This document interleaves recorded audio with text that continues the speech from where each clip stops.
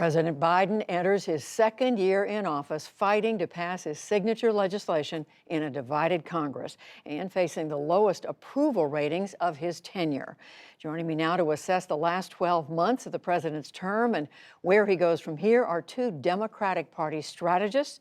Faiz Shakir is an advisor to Senator Bernie Sanders, and he managed Sanders' 2020 presidential campaign. And Matt Bennett worked for both of Bill Clinton's presidential campaigns. He's now a co-founder of the think tank Third Way.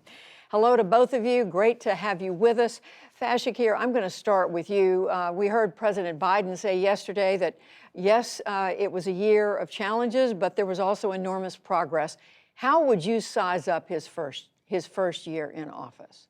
One of the most important accomplishments of this Biden administration is empowering workers. I mean, he lifted the income floor at a time when millions of people were losing jobs out of work, with stimulus checks, with unemployment benefits, with child tax credits, small business payroll support. What happened? Workers gained power.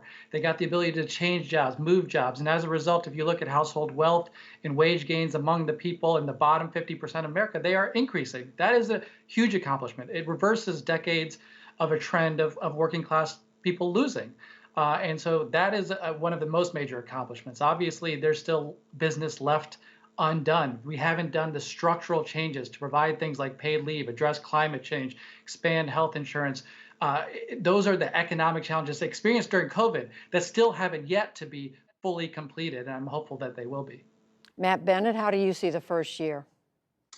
I agree with Faz. I think those were real accomplishments. I think there were some other things too. I mean, if you look at the rescue plan and the bipartisan infrastructure bill, they combined were $3.1 trillion. That is the size of the New Deal in real dollars. That is an enormous accomplishment.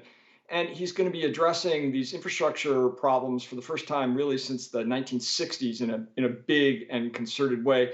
That's going to change people's lives in really fundamental ways. It'll create jobs, but it'll also change the way people are using roads, and their water is going to be cleaner, and broadband is going to be expanded. It's going to be a fundamental difference for Americans. So I think he had some really significant accomplishments. I think one of the problems, though, is that in the first year of a presidency, and this is true of every president, your reach often kind of exceeds your grasp. Every new president tries to do something that they're unable to do. When I served with President Clinton, it was healthcare.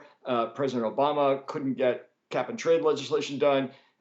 President Trump tried to repeal the ACA. It always happens, but I think now in this year, it's time to talk about the accomplishments. So, Faiz Shakir, is that the main explanation for why the president's public opinion ratings are down? We know that's certainly not the only measurement of what's going on, but the fact that it has been a notable drop, and especially among independent voters. Is it mainly because he tried to do more than he could get done? I think the president is dogged by a perception of weakness, and it hurts him. And I think part of that comes from the legislative strife, not inability to manage, get a voting rights bill across, particularly BBB, the Build Back Better Act.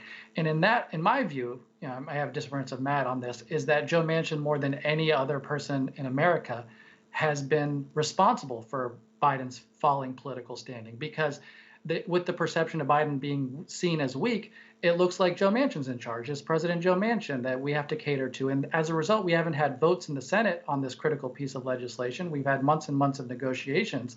And that doesn't help Joe Biden. When he's unable to deliver, it looks like you've got a weak president. Obviously, he's also afflicted with COVID. But if you were able to pass Build Back Better, it would also show that I'm taking on the biggest challenges we've got in COVID as well. Well, it's interesting you should say that, because I want to pick up on something President Biden said at his news conference yesterday, talking to the reporters. He said, "You guys have been trying to convince me that I'm Bernie Sanders." He said, "I'm not. I like him, but I'm not Bernie Sanders. I'm not a socialist. I'm a mainstream Democrat." But of course, that doesn't assuage what Republicans are saying. And I want you to listen just to a short clip of what the Republican minority whip in the Senate, John Thune, had to say at a news conference they had.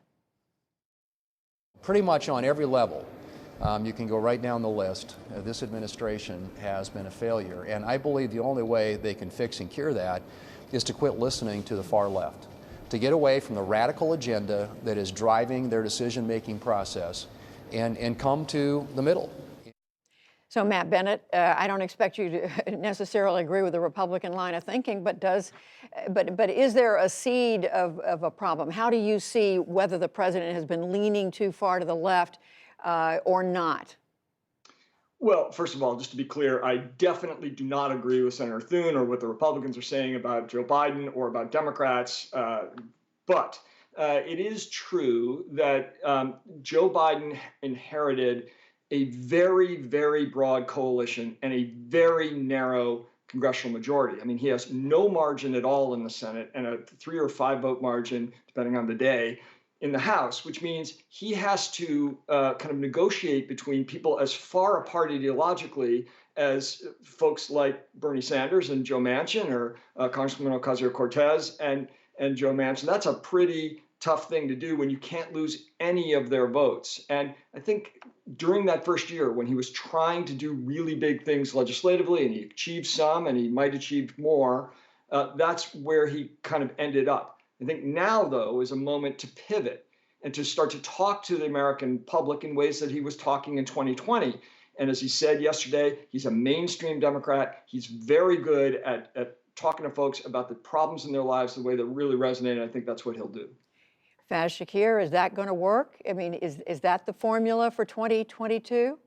The formula would be, in my mind, 2 major things. One is it needs to be a year of executive actions for Joe Biden. If Congress can't act, he will. He will do everything in his power to address climate change, health care, immigration reform, criminal justice. But simultaneously, in the Senate, in the legislative arena, it's got to be a year of votes.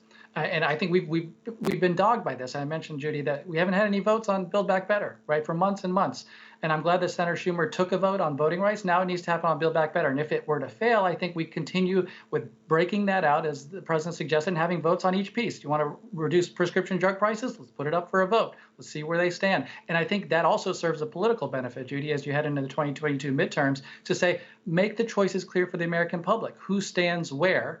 And call people to the carpet, because otherwise Manchin is basically talking behind the scenes and sometimes in the press, and we don't know where he would actually vote. And it's time for some votes. So, Matt Bennett, is that a formula to hold the votes, to know where everybody stands, even if they go down and don't pass? I have to say I'm not a fan of that. I think I land where Speaker Pelosi does, which is you don't take votes very often that you know you're going to lose.